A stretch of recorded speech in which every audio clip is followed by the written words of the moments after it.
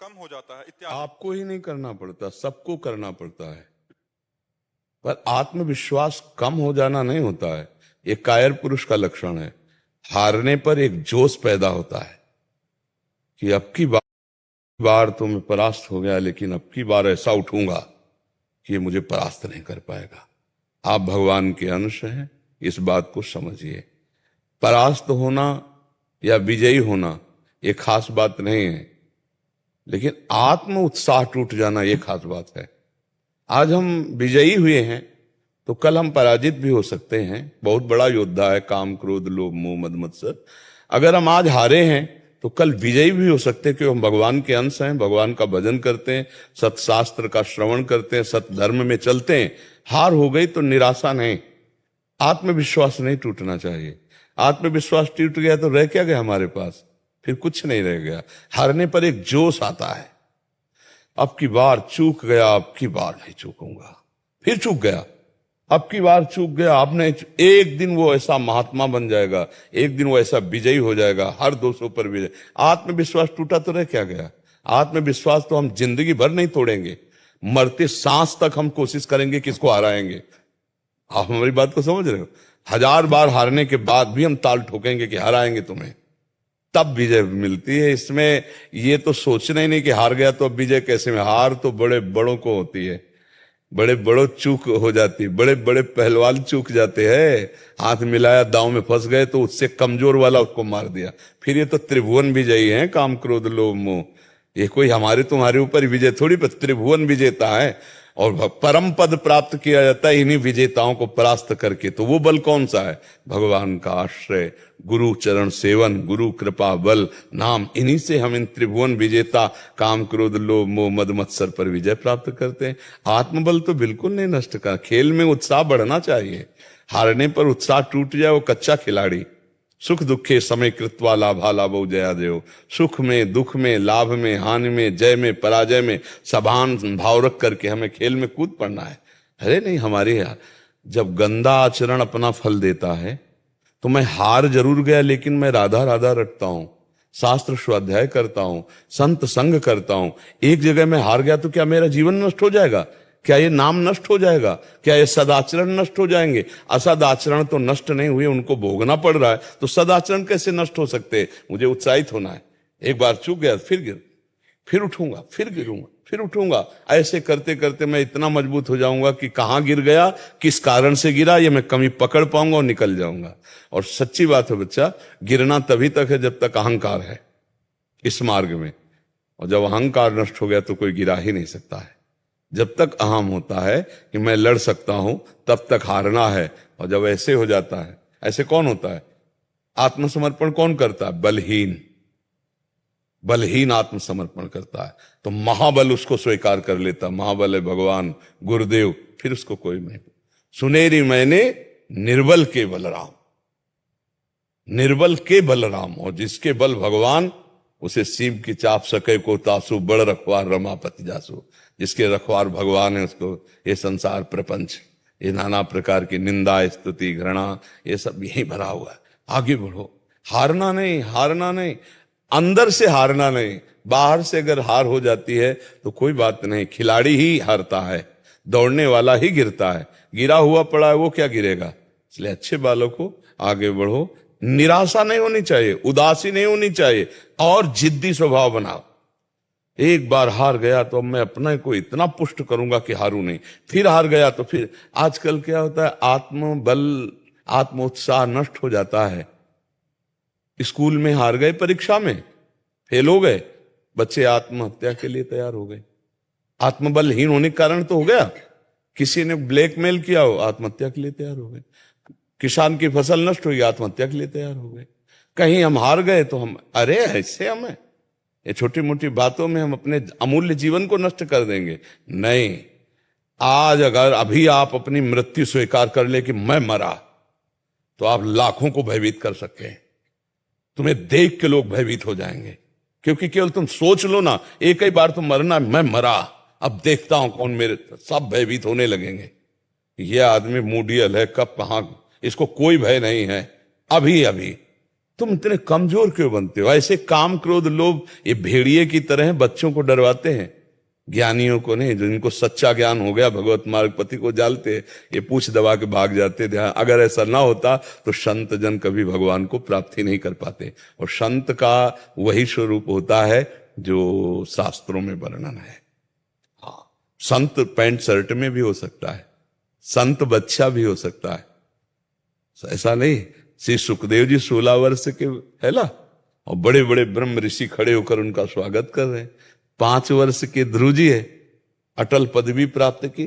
5 वर्ष के प्रहलाद जी सबसे बड़े महापुरुष हुए। नहीं तो ऐसा नहीं हो सकता कि हम पीले पहने हैं तो संत हैं, आप बनियान शर्ट पे हो तो आप संत नहीं। नहीं, संत लक्षण होते हैं। तो भगवान संतों को प्राप्त, देखो विभीषण से कह रहे तुम सरीखे संत प्रिय मोरे। अब विभीषण जी कौन सा वेश रखे? राजमंत्री हैं, रावण के भाई हैं, उनका हृदय संत है। भगवान हृदय की बात को देखते हैं, हृदय से कभी नहीं हारना चाहिए। ये तो पक्का समझ लो, ये हम सबके लिए प्रार्थना करते हैं कि किसी भी परिस्थिति में हारना स्वीकार मत करो। आत्मबल को छीण कर देना ये बड़ी हाल होगी। और बाहर हम हार गए तो आज नहीं तो कल जीत जाएंगे, जीत जाएंगे। आप खेल में देखो ना, कहीं परास्त होता है तो कहीं विजय कप लेके आता है कि भाई हम जीत गए। होता है कि नहीं? आप देखो ना, प्रगट लीला में देखो संसार में, तो तुम भगवत मार्ग के पथी को हारना नहीं। परिस्थिति तो आती है, किसके जीवन में परिस्थिति नहीं आती? किसके जीवन में संघर्ष नहीं आता? भारी से भारी कष्ट भोगने पर भी अपमान, निंदा, तिरस्कार धर्म में चल रहा है तो कम से कम अगर कोई कह दे वाह भाई वाह, तो एक उत्साह मिलता है ना। नहीं, वो और उसको गाली देगा।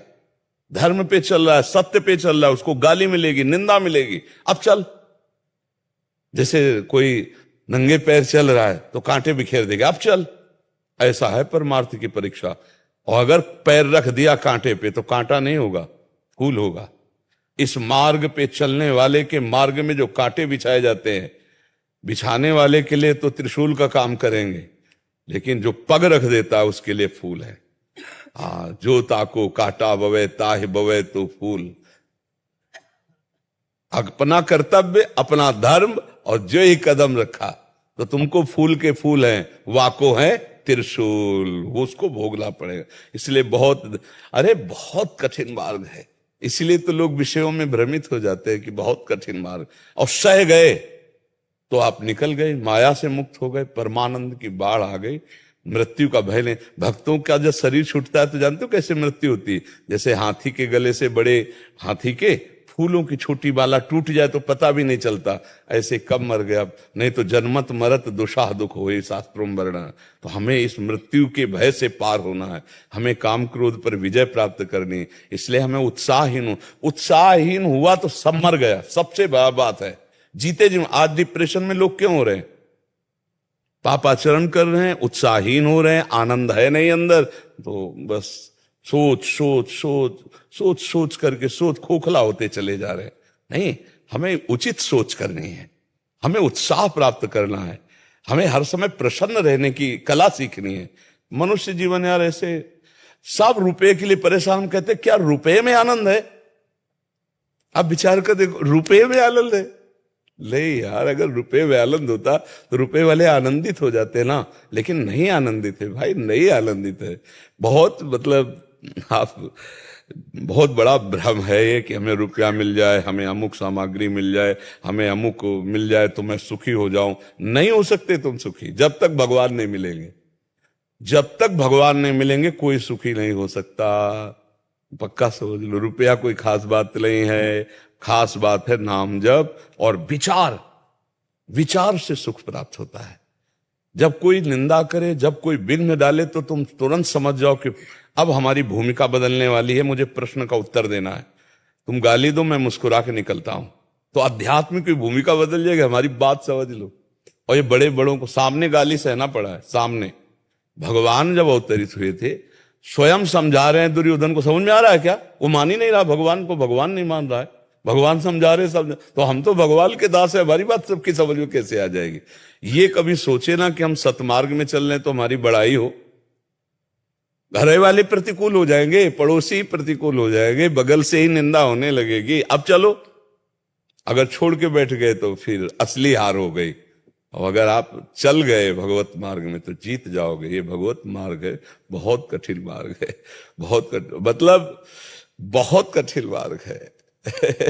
मतलब बस यही कठिनता को झेल जाए तो परम पद मिल जाता है, परम पद मिल जाता है। कदम कदम पे परीक्षा, कदम कदम पे विपरीतता, उसकी जो सच्चाई से चल रहा है। झूठे चलोगे ड्रामा करके तो हलवा पूड़ी खाओगे, मौज से रहोगे। अगर सच्चाई से चले तब फिर प्रश्नवाचक चिन्ह खड़ा हो जाता है।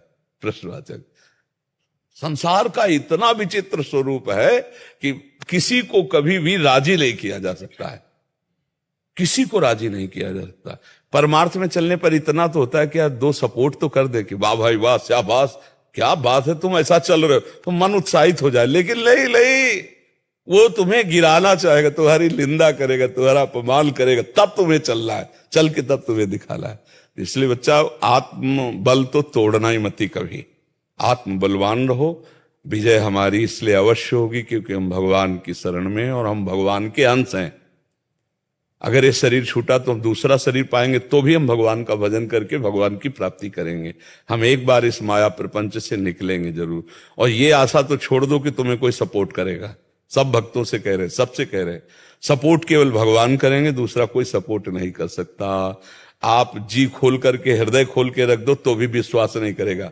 ये संसार ऐसा है, वो बोलेगा, वो अपनी चाल से बोलेगा, वो अपने ढंग से बोलेगा। बहुत विचित्र है, बहुत विचित्र। महाराज जी पिछले साल अक्टूबर में एकांतिक में आपके समक्ष बैठने का मौका मिला था। महाराज जी, मैंने खुद को सुधारा है और बाद में अपनी जिम के कई बच्चों को अंडा व नॉन वेज छुड़वा चुका हूं। महाराज जी, मैं अपने आप को पहले से ज्यादा मानसिक व शारीरिक सुदृढ़ महसूस कर रहा हूं। लेकिन महाराज जी, बहुत सारे जने जो कि पैसा बनाने के लिए गलत चीजें बेचते हैं, मुझे दुश्मन की तरह। महाराज जी, जिम बनाने के लिए कुछ ऐसे हाँ, अब देखो एक बात समझो, सतमार्ग में चलने वालों के प्रति असत मार्ग का स्वाभाविक द्वेष भाव होता है। क्यों? क्योंकि सतमार्ग का असत मार्ग वाले स्वाभाविक द्वेष पूर्वक निंदा करना, अपमान करना, अवहेलना करना। तो जैसे आप अपने जिम के साथियों को सच्चे मार्ग में चलाएंगे तो आपके जिम की निंदा करेंगे, आपकी निंदा करेंगे, आप में कमियां प्रस्तुत करेंगे, आपको गिराने की चेष्टा करेंगे। लेकिन आपको नहीं डरना, आपको अपने मार्ग में पुष्ट रहना है, क्योंकि आप सतमार्ग के प्रतीक हैं। और आप में उनमें यही अंतर है कि वो आपकी निंदा करेंगे और आप उनके विषय में ना कुछ बड़ाई और ना कुछ निंदा, शांत गंभीर रहेंगे, तो आपकी उन्नति होती जाएगी। आप में उनमें अंतर है।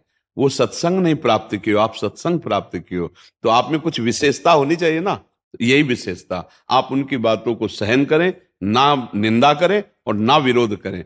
निंदा करेंगे तो भी ठीक नहीं रहेगा कि खुद तो गंदे आचरण करता है, ऐसा ऐसा हमारी निंदा करता है, ऐसा, तो वो आपको विक्षेप पहुंच जाएगा, आपकी हानि। आप मुस्कुरा के शांत अपने जनों को जरूर सपोर्ट कीजिए कि आप खुद समझते हैं कि अच्छा क्या है और बुरा क्या है। यदि आपको ऐसा लगता है कि मैं आपको बुरा सिखा रहा हूं, तो आपको जहां अच्छा लगे, आपकी जहां उन्नति हो, आप जा सकते हैं। अगर आपको ऐसा लगता है कि हम असत मार्ग से हटाकर सतमार्ग में चला रहे हैं, तो फिर आप किसी की बात सुनो मत ही।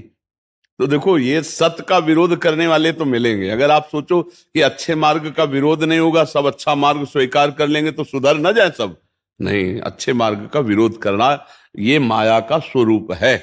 आपको सहना पड़ेगा, इसमें सहना पड़ेगा, नहीं ना जी। आपकी बातें महाराज जी ऐसे लगती है मानो रेस में घोड़े के साइड में देखने वाला वो लगा होता है। हाँ, अपने मार्ग में केवल चला, एक आवाज से उसको टारगेट पता होता है, वहीं पहुंच रहा है। जो आपकी आवाज है सिर्फ वो ऐसी लगता है कि भी साइड में कुछ नहीं देखना। हाँ, ये चूंकि सतमार्ग है ना, सतमार्ग में ऐसे ही चला जाता है, लक्ष्य पे चला जाता है, अपने लक्ष्य को।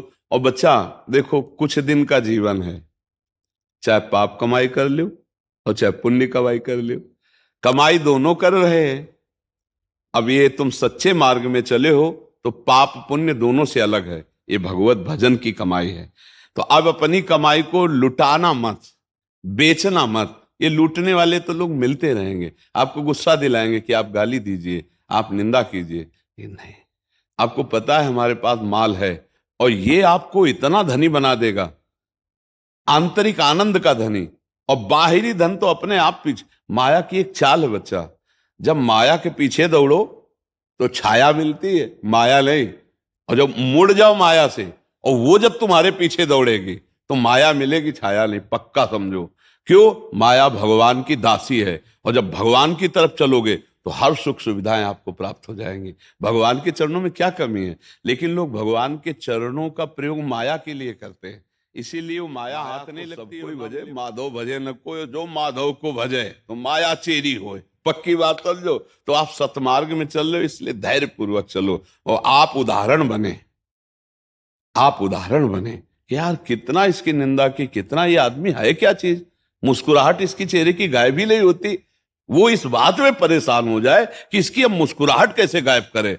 आप हर स्थिति में मुस्कुराते रहो तो गोविंद आपके सारथी बन जाएंगे, श्री कृष्ण। फिर आपकी मुस्कुराहट कभी नहीं मिट पाएगी, क्योंकि आपने क्षमा बल से सबको क्षमा कर दिया, तो आपके सारे अपराध क्षमा हो जाएंगे और आप उन्नति को प्राप्त हो जाएंगे। वो पाप बल से युक्त होकर वो पतित हो जाएंगे। 4 दिन भले उन्नति दिखाई दे बच्चा पापी की, बस ऐसा समझो कि फांसी देने वाले की आखिरी इच्छा पूरी की जा रही है।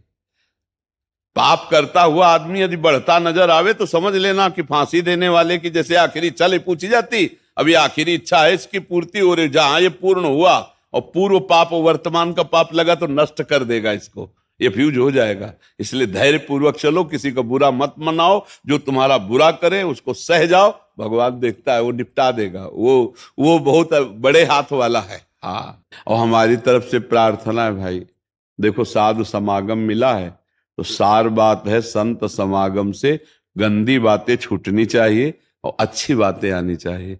जैसे शराब पीना, मांस खाना, बेविचार करना, नशा, और भी ये सब छोड़ो। राधा राधा नाम जप करो, माता पिता की सेवा करो, परिवार को सुख प्रदान करो, ऐसी मेहनत करके धन कमाओ। धन के बहुत रास्ते हैं कमाने के, पाप ही थोड़ी रास्ता है। मेहनत का रुपया चाहे 100 रुपया हो, और जब उसका नमक रोटी खाओगे तो पूरा परिवार सुखी रहेगा। गंदे आचरण त्यागो, गंदे आचरणों में सुख नहीं है। भगवान का जैसे भी बने भाव कुभाव अनखालसहु, नाम जपत मंगल दिस दसहु। सार बात है बच्चा, मनुष्य जीवन कुछ दिन का है, पापाचरण न करे, नाम जप करे तो मौज ही मौज है, आनंद ही आनंद। ई परलोक सकल सुख पावत, मेरी सो भैया कृष्ण गुण संचु। जैसे बने वैसे नाम जप करो, परिवार की सेवा करो। नाम जप करने से अध्यात्म पुष्ट होगा और परिवार की सेवा करने से तुम्हारा ये लोक पुष्ट होगा, लोक परलोक सब पुष्ट हो जाएगा। बस गंदे आचरण न करो, गंदे आचरणों से बचो।